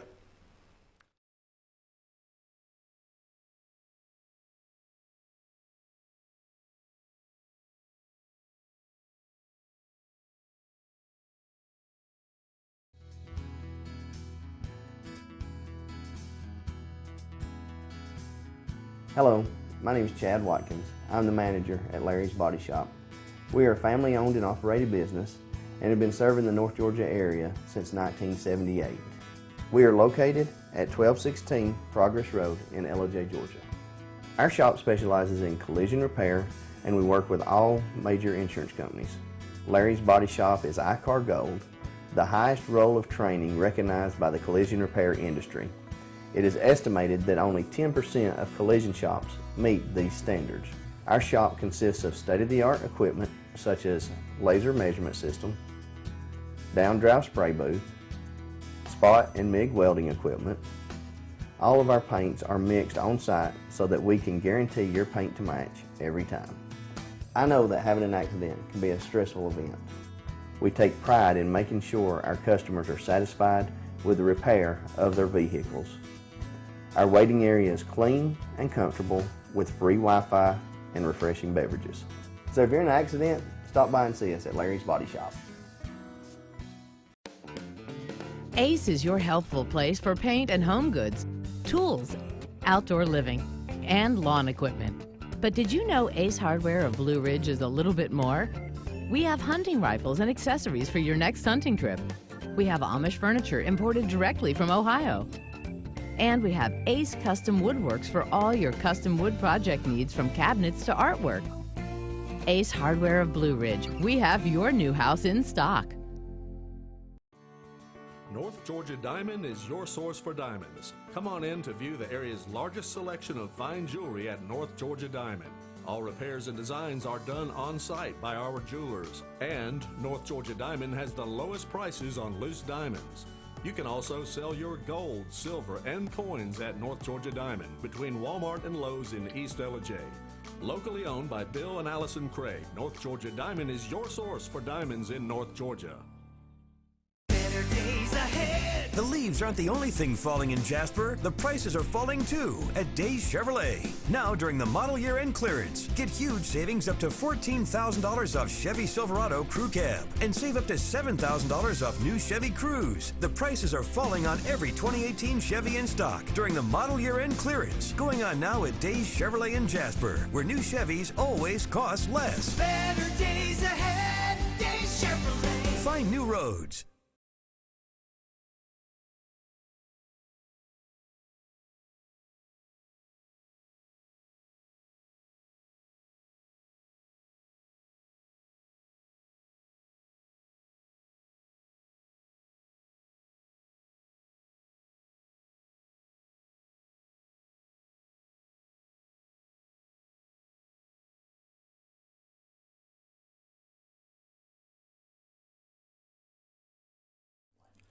In 1981, Reed Nicholson began selling tires out of an old barn in Mineral Bluff. Little did he know that he had just laid the groundwork for the most trusted names in automotive services in the Blue Ridge area. In 1997, Nicholson Tire Center became what it is today, holding the same values of faith, family, and great customer service. 2 locations to serve you, and the Blue Ridge location is currently expanding to offer fast service and the largest U-Haul provider in Georgia. Nicholson Tire Center, Blue Ridge, and Mineral Bluff.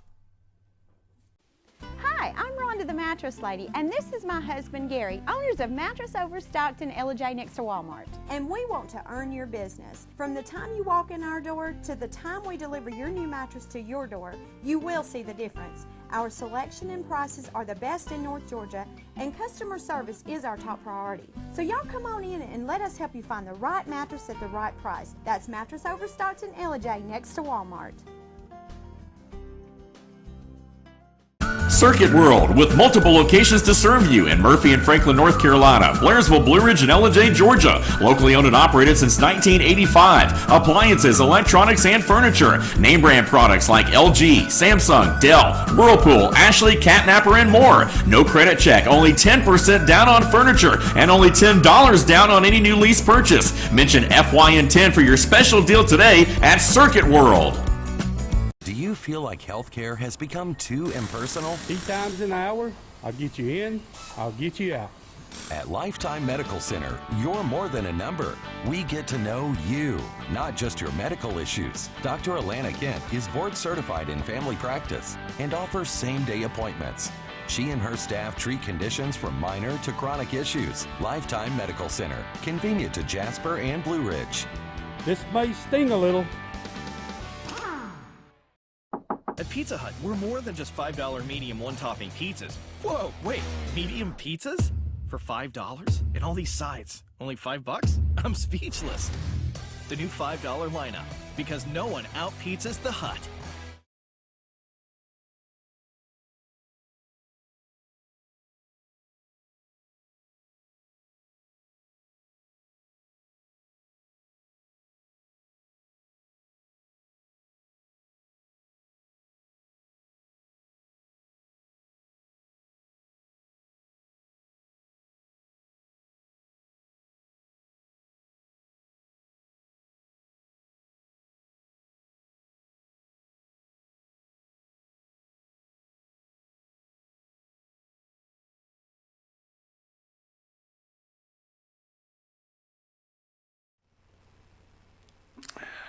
Alrighty, we're back. We're on the home stretch here. If you're looking for BKP, you're out of luck today, folks. He'll be back tomorrow, but Bruce and I are delighted to be here. And with us, you're winning. Yeah. We covered a lot of ground in the last segment. Yeah. We touched on a little sports. We chewed up the presidential talk last night pretty good in the first segment. So if you missed any of it, you can go back.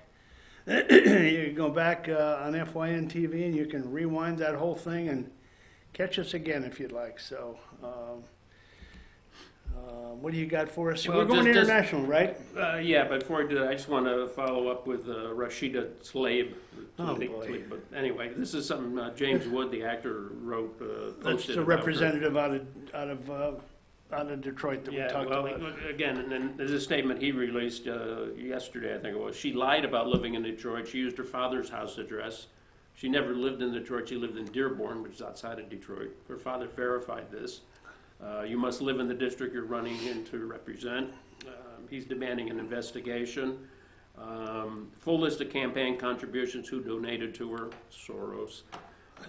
Since she's supposed to have ties to terrorist organizations such as Hamas, she's an anti-Semite. She's a big supporter of BDS, that's boycott, divest, and sanction Israel. Yeah, she took some heat over that too, didn't she? Yes, With she her should. anti-Semitic comments? Yeah. Her words and actions are unprofessional, to say the least, using profanity and hate-filled rhetoric against our country and our president. She's a danger to our sovereignty, a detriment to society of this country, and is unfit to serve in any capacity with our government. There you go, folks. Good old James Woods. Yeah. Tells it like it is. So we're going to talk a little bit about China. Where are we with China? China. Trade talk's still going on. Trade talk's still going on. I just want to do a little bit more background because, China's been doing some of these shenanigans for quite a while. I mean, I lived in Asia and visited China when it was all bicycles, and it's obviously changed a whole lot. It's become much more of a market economy. But Did you do much business with them? Yeah, I ended up setting up a joint venture in China in my second tour over there, in the mid-'90s. So, yeah, well, for the company I was working for, it's the first investment they made in China. Yeah. And that was dry storage? No, liquid. Yeah. Liquid storage of petroleum and chemical products. Okay, so how did the joint venture work when you go into China? I mean, you have to take a Chinese partner, isn't that correct? Yes, absolutely. Yeah, and you cannot be the majority partner. You have to be, under 50%. So you as a company coming in cannot be the majority partner. Right. So they end up controlling your joint venture. Yeah. I mean, depending on how much leeway they give you, it depends on your partner. I mean, there's not strict guidelines from the government about, the Chinese, must always have rubber stamp veto something. power, Yeah. if you will. But okay. Yeah, we were 40%, they were 60%. Okay. And our partner was one of the state-owned companies, which I want to explain a little bit maybe to people who don't understand China. Just to let folks know, China is still a communist dictatorship, although it has adopted a few aspects of capitalism in order to participate in world trade. Unlike America's free trade approach, communist capitalism operates on the strategy of mercantilism and plays the game by its own rules. And this is where there's been a lot of friction with the U.S. and other companies or countries. Short list of some of their strategies: they manipulate their currency. They have state-owned enterprises that report to the government but act. Can we come back? When you say, forgive me, I don't mean to interrupt you. When they manipulate their currency, can you just explain that a little bit for the folks, what they actually do? Well, they ensure that the exchange rate for the renminbi, their currency, is kept artificially low so it benefits their exporters. Okay, all right. So that means, whatever they're paying for, whatever companies that want to export from them, they're paying for in renminbi that are much more valuable to the Chinese than, the U.S. dollar equivalent. Okay. So that's artificially kept low. So that is how they manipulate their currency, which Trump has been saying well before he was president. Yeah, a lot of people have been saying it. Yeah. But no one's done anything about it. Right. Okay. And part of the reason is so many companies, American and otherwise, view China as such a huge market. Right. And essentially, they're afraid of them. Well, they see it as a great big market. I mean, this was back in the 80s. Everyone, we got to get into China. We're 1.2 billion people. Yeah. How can you ignore that market? Right. Well, the point is, it is a market for some things that foreign companies can sell into China, but they're primarily an exporting market. They're not an importing market. So a lot of companies have gone there to build things to ship to the world. So that's the trade imbalance. Exactly. Okay. Exactly. All right. So state-owned enterprises, a lot of the companies over there, again, are owned by the state, report to the state, do what the state wants, and not talked about. Technology theft, this has been a big thing with the U.S. intellectual property. They try to get companies that come in there. Apple, perfect example. Yeah, as a precursor, as a prerequisite to invest in China with a factory, you have to say, okay, you know, we want your technology. You have to tell it to us or share it with us over some period of time. And again, these companies are going in there and not having a majority role. It just doesn't happen in China. And Bill Clinton got them into the World Trade Organization back, 15 years ago. And part of the deal with the World Trade Organization is they had to, adopt international norms and things like that. And they just totally ignored that. So that's another thing that really upsets They slow walk everything. Yeah. That they don't want to do. Yeah, yeah. So the U.S. For years has chosen dialogue, diplomacy, and collision avoidance over enforcement. So that's why things have really drifted to where they are today. And you have to remember, going back to China is communist capitalism. Mao Zedong, one of the previous leaders, said, communism is not love. Communism is a hammer which we'll use to crush and the a enemy. sickle. So think about that, folks. They haven't walked away from communism. I mean, they still think it's really part of what they are all about. And they now have something. They had a program called the String of Pearls, which was a bunch of investments in foreign countries. That's now been replaced by the Belt and Road Initiative. And the Belt and Road is sort of a belt that goes through China into Europe, and then the road is the foreign investment in Asia and Southeast Asia and the Near East, India, making investments in impoverished economies, but to the point where they have an influence. So they've done this very effectively in Africa, for example. Exactly. They are in numerous countries in Africa where Americans won't go, can't be paid to go, because they're somewhat sort of, rough countries. There's danger to the workers and this and that and the other thing. But they go into the impoverished countries, offer them, for instance, infrastructure. Yeah, because oftentimes it's they want to get the natural resources out of that country. And they say, okay, we'll come in, we'll build the railroad, we'll build the road to get to a port, we'll build the ports. And in fact, they have lent money with strings attached to a number of African ports, to the point where in Kenya, they might be taking over the port of Mombasa because they've defaulted on their loan agreements. So you're going to have the Chinese running a port in Kenya, a totally different country.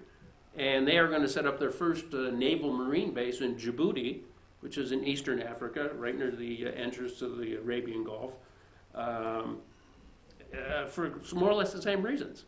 So I just wanted to bring this out to let everybody know China is a force to be reckoned with. I mean, militarily, they're way behind us. I think some of the things everybody talks about with them militarily, they're not anywhere near the stage or status or degree of preparation that the U.S. is. But they have a plan to get there, and the Chinese, based on their history, take a very long-term view. So I think what we can outweight you. Yeah, I think what Trump is doing with China, just on the trade and getting some of these issues rectified, is very important, very strategic for this country and the rest of the world. So. However, they did land on the dark side of the moon, allegedly. Not quite sure what that's all about. Yeah. Anyway, so how does this all interplay with the trade deal? What we want to do is we want a revision on them being able to intellectual property. I mean, we want intellectual property protected. We don't want it stolen. We'd like to see them allow, if not majority foreign direct investment, at least that you be equal partners, so 50-50 versus 49-51 or worse. I think they would like to see them be more transparent on their currency manipulation. And I mentioned state-owned enterprises. The People's Liberation Army, PLA, which is the large fighting force that they have, they are involved with a lot of these state-owned enterprises. So the People's Liberation Army has some of these investments in Africa and in Indonesia. That's how they fund the military?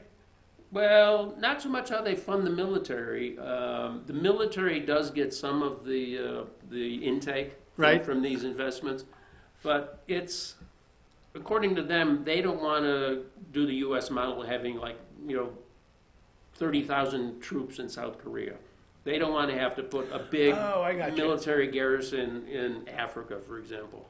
But they do want to protect their people in these countries where, from time to time there's going to be maybe terroristic issues or things like that. Some kind of an uprising. Yeah. So they want to keep it kind of on a minimalist basis. But getting back to the trade negotiations, I think the other thing that's sort of the elephant in the room is North Korea. That the U.S. wouldn't really like to link that, but I think the Chinese do want to link that. They want to say, okay, we're going to give you coverage and we'll deal with North Korea, but for that we want some. Don't give us a hard press on all these other issues with pure trade, and we'll do North Korea for you. So, the Chinese are great negotiators. I mean, they really negotiate well, and they typically get what they want. Again, taking a long view. So it's going to be very interesting to see what comes out of the trade talks, and again, with the background of North Korea also being. So they've got a reason then to slow walk if they're getting huge pushback from Trump and the Trump administration and the Secretary of State. The longer they can wait it out. Yeah, in many ways they can. Although their economy is contracting now, and the one thing the Chinese want is to keep people employed. They have this concept I've said before of iron rice bowl, which essentially means if people have jobs and are working and eating, they're not going to have much time or inclination for political unrest. So keep the people eating and employed. They're going to be tired, but they're not going to get to the streets to demonstrate against the government. Isn't there something about this is totally unrelated to what you just said, but in China, aren't there? Didn't I see or read where they've got these huge ghost towns? Yeah, and part of all the buildup prior to the Beijing Olympics and all that, they went on a massive building spree. Nationwide? Nationwide, yeah. And you have to remember, I mean, there's 15 or 16 cities in China that have 10 million people or more. I mean, they got numbers, folks. But yeah, they did a big building spree, so everybody was, the steel people, the brick people, the cement people, all the stuff you put in a building, wiring and electrical stuff. And yeah, everyone was really doing well. But they overbuilt, and a lot of these places the people can't afford to go live in some of these places. So yeah, I mean, they're just sitting there empty. I was there. You've been there several times. I've been to China one time, and I got around. I went into the south at Hong Kong or Guangzhou or Guangzhou, Shenzhen. Mm-hmm. Shenzhen has right across the border from Hong Kong. I was there, and I mean that was like the new frontier. I mean they were going and blowing. Yeah. And I will never forget driving, and literally. We drove for an hour and nothing seemed to change. I mean, they were just one concrete, massive building after another. Yeah, yeah, and they do a lot of high-rise living there. I mean, they don't spread out, even though they have a fair amount of land. Everything is like apartment or condo living, if you will. And then I went up north to Dalian. It's an old kind of a Rust Belt city, seaport, shipping. Yep. And one of the nicest hotels I've ever stayed in was in China. It was a Danish hotel. And I mean to tell you, it was unbelievable. And I can't remember what they had an answer to McDonald's over there. It was a fake McDonald's. And I mean, they use the same arches and everything, but it's a different name. So there's your 49% partner, right? Whatever. Or they just, they see something and they just mimic it. I mean, that is very typical in Asia. There's a lot of, as they call technological judo. So the trade stuff we got going on now is still affecting our market, right? It is. I think people are some of nervous? it's getting baked in. I mean, there's been enough talk that something's going to be put to bed soon. So we're by March 1. But whether it happens or not, and whether the market at that point says it's baked in or it's not a it's not a full loaf. It's half a loaf. It's less than we expected. That's the way Trump works, though. Yeah. He throws something out there. And never expecting to get all of that. Right. That's the art of the deal. Yeah, and people don't seem to understand that. They go, well, if you said that, and you don't deliver on it, well, you're a loser. Well, sorry. It's going to end up better than it was before he came in, like the trade deal with Mexico and Canada. And that was brilliant. Yeah, yeah. I mean, and they both seem to be happy. Mm-hmm. So, I don't know. It's maybe not like the best deal in the world yet. I mean, it's maybe not 100% win for all three countries, but it's better than what was there before. What's your outlook for the market for 2019? I think it's going to creep up. I think it's going to do better than people were saying. In the midst of December, when the market was going down, this full scale correction, and we're going to have a recession next year. 20% down. There's not the basic for a recession aren't there. I mean, and again, even with bond yields and with the Fed deleveraging their accounts, there's going to be a slowdown in Europe. Things aren't going great, like I said, in China. Asia's not doing all that well. So when you're a better bet, in town compared to what else is going on, investment's going to come here. So, any chance that the U.S. dollar, do you think, will not be the accepted currency, or will there be another currency that will rival it as the? Well, I mean, the Chinese would love to see the renminbi take on that role. Right. Other countries would do that. I just read that India just paid for a cargo of oil. Oil's always been denominated in dollars. They just paid for a shipment from Iran, of all places, in rupees. So the Indian rupee is not going to take over the dollar, but there might be more of these, I think, smaller deals that are done with rupees or renminbi or some of the other currencies, rubles, God knows what. There's been rumor out there that Trump has been pushing to get some kind of backing for our currency again. Ooh. That would be. You think that would ever happen? Reversing what Nixon did, taking off the gold standard. That would now, be. There'd have to be a rebalance of what gold is actually worth, because I mean they can't. There's not enough to back what we got out there, hanging out there now. It would be an interesting move. But again, the devil's in the details. I'd love to see that, but. Interesting point. Yeah. So, well, we're just about done for the day. You got anything else to wrap up? I get a few just wild potpourri kind of stuff. All right. Let's go back to Chicago. Ed Burke, Chicago alderman. Oh, geez. Former cop. He was just indicted, wasn't he? Indicted for corruption charges. He's an Obama guy. He was trying to hold up someone wanted to renovate a fast food thing. He's a licensed security contractor. He has a firearm control card, which is something in Illinois that people that have guns, have to do. But he's just not, as a public official, he's a Chicago alderman, staunch anti-gun advocate. Well, guess what? He had 23 guns in his office. You can't make that up. In addition to his indictment, he's got issues there. Let's see. Sears getting one more at bat. They did get it?